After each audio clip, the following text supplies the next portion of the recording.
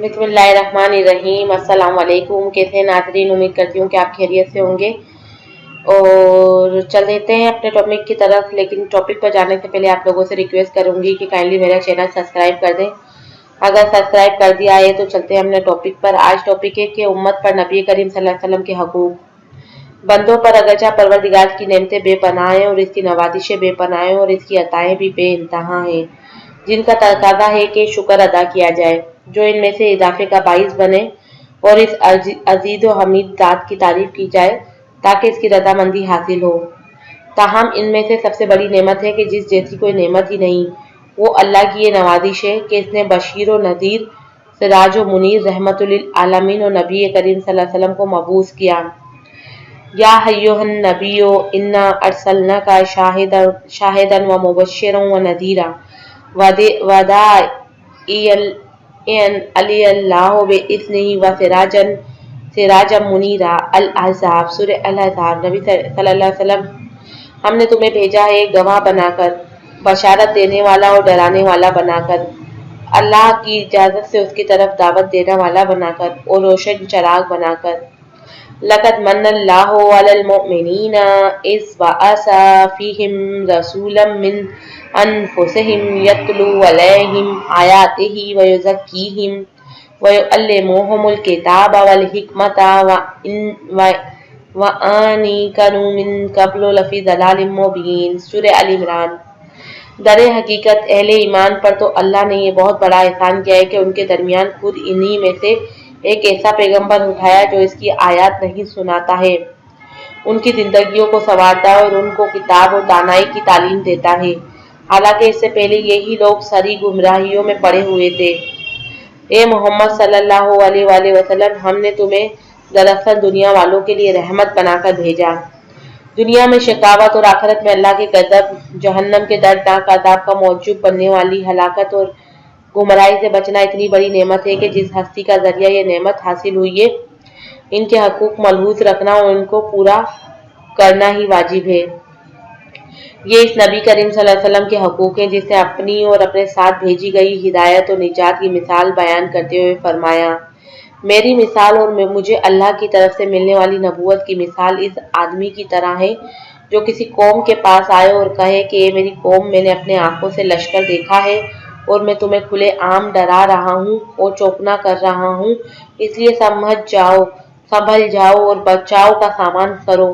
फिर इसकी कौम में से एक गिरोह इसकी बात मानकर रातों रात चल दे और निजात पा जाए, जबकि दूसरा गिरोह इसे झुठला दे और अपनी जगह ठहर जाए।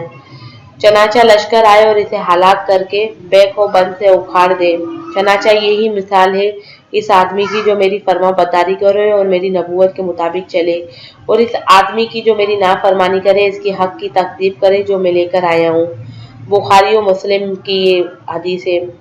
भला शबा इन हकूक की मार्फत हासिल करना और इनकी नसीहत करते रहना सबसे अहम वाजिबात में से एक है, क्योंकि यही एक रास्ता है जिस पर चलकर इन हकूक को अदा किया जा सकता है और बाखूबी निभाया जा सकता है। हज़रत अबू हुरैरा सल्लल्लाहु अलैहि वसल्लम से रिवायत है कि हेकतुल्लाह के रसूल सल्लल्लाहु अलैहि वसल्लम ने इरशाद फरमाया, इस ज़ात की कसम जिसके हाथ में मोहम्मद सल्लल्लाहु अलैहि वसल्लम की जान है, इस उम्मत का कोई भी शख्स हुआ यहूदी हो नसरानी हो मेरे बारे में सुन लेता है, फिर मर जाता है और मेरी लाई हुई तालीमात पर ईमान नहीं लाता तो वो जहन्नमी है।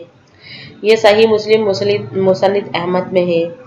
हर अक्लमंद और साहिब ईमान जानता है कि अल्लाह तबारक व तआला ने नबी करीम सल्लल्लाहु अलैहि वसल्लम के जरिए हमें जिन खैरात और बरक़ात से नवाजा है वो शुमार से बाहिर है। वो खैरात सिर्फ दुनिया ही तक महदूद नहीं बल्कि आखिरत में भी आप सल्लल्लाहु अलैहि वसल्लम की शफात वगैरह की शक्ल में जाहिर होंगी। इस पर गौर कर लेने के बाद हर साहिब बसीरत इस बात का इतराफ़ कर लेगा कि अल्लाह तबारक व तआला के बाद सबसे ज्यादा और सबसे बड़ा हक इसके रसूल मोहम्मद सल्लल्लाहु अलैहि वसल्लम का है। पहला हक है ईमान लाना। नबी करीम सल्लल्लाहु अलैहि वसल्लम के हकूक में सबसे पहला और अहम तरीन हक है कि आप सल्लल्लाहु अलैहि वसल्लम की अताअत की जाए, क्योंकि ये आप सल्लल्लाहु अलैहि वसल्लम पर ईमान और आप सल्लल्लाहु अलैहि वसल्लम की तस्दीक का लाज़मी तकाजा है।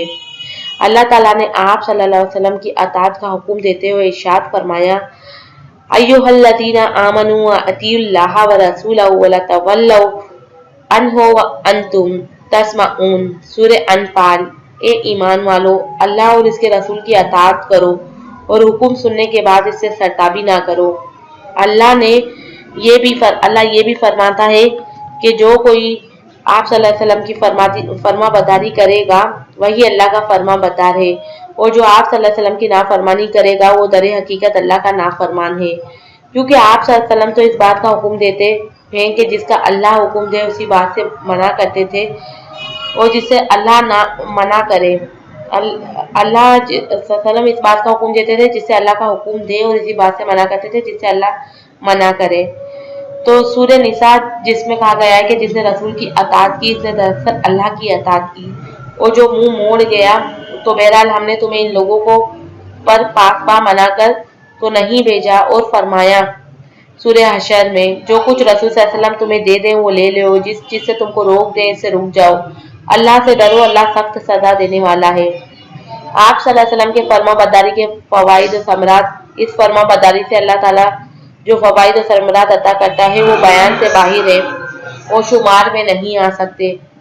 پہلا فائدہ ان میں سے ایک یہ ہے کہ یہی فرما برداری صراط مستقیم پر گامزن کرتی ہے اور دنیا اور آخرت کی سعادتوں سے ہمکنار کرتی ہے، جیسا کہ سورہ نور میں ہے کہ اللہ کے مطیع بنو، رسول صلی اللہ علیہ وسلم کے تابع فرمان بن کر رہو، لیکن اگر تم منہ پھیرتے ہو تو خوب سمجھ لو کہ رسول صلی اللہ علیہ وسلم جس کا فرض کا بار رکھا گیا ہے اس کا ذمہ دار وہ ہے، اور تم پر جس فرض کا بار ڈالا گیا ہے اس کے ذمہ دار تم ہو۔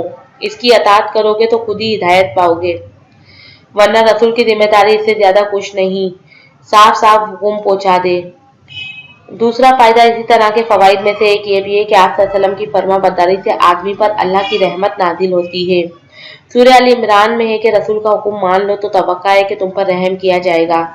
تیسرا فائدہ جو ہے اس طرح آپ صلی اللہ علیہ وسلم کی فرما برداری کے بدلے میں اللہ تعالیٰ نے ان لوگوں کے ساتھ جنت کا داخلہ نصیب کرتا ہے جن پر انعام کیا گیا ہے، اور جن میں سب سے پہلے انبیاء ہیں، پھر دوسرے درجے پر صدیق جو صدق میں اللہ کے دین اور اس کی کتابوں اور اس کے رسولوں پر تصدیق میں درجہ انتہا پر فائز ہے، اور انبیاء کے پیروکار میں سے افضل ترین ہیں۔